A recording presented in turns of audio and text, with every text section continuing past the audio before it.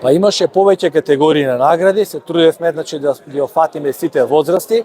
На младата категорија оние под 16 години деца спортисти, значи во која дадовме и повеќе награди, поголем број на награди за да би служи како мотивација,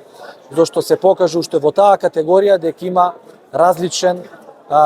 афинитет на децата во бавење на спортови, значи уште во таа возраст, така што се стимулирани деца од повеќе спортови. И се надеваме дека оваа награда ќе ги мотивира за посериозно бавење со спортот, зашто тоа е најбитната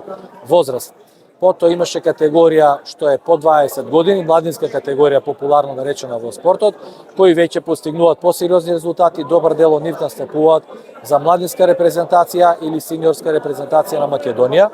Во тој контекст ова е одлична по успех категорија и би изразил задоволство оваа година да видовме колку репрезентативци и репрезентативки се качија тука на бината.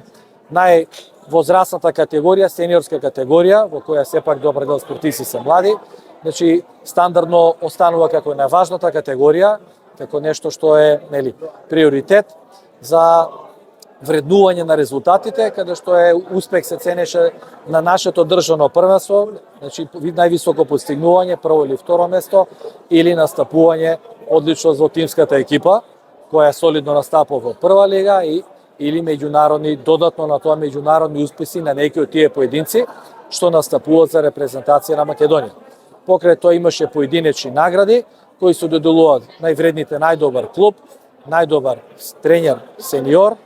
најдобар тренер во младински категории, бидејќи и некои луѓе работат континуирано само со младински категории.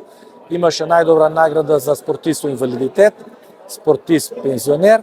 и она што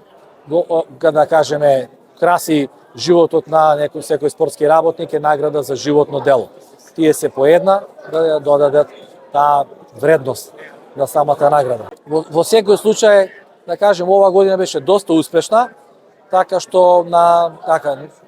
управниот одбор немаше дилема за одлучување. Како спортист бидејќи имаше голем успех на футсал клубот Форца, кој стана и куп победник и победник на државно првенство, а човекот е долгогодишен репрезентативец на Македонија во футсал репрезентација и сосема заслужено и според возраста и според сето она, значи покажано дека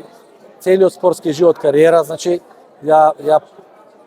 водеше во многу успешна насока и ова му беше како врв на кариерата, значи ова двојна круба со клубот, така што заслужено и сум среќен оваа година со такви спортски успеси. Наградата за животно дело и сосема заслужено ја дава човек што се уште работи, Миодраг Ивановски Црни во ракомет, кој го помина целиот живот и тука немаше никаква дилема дека заслужено е и треба да се даде. Значи,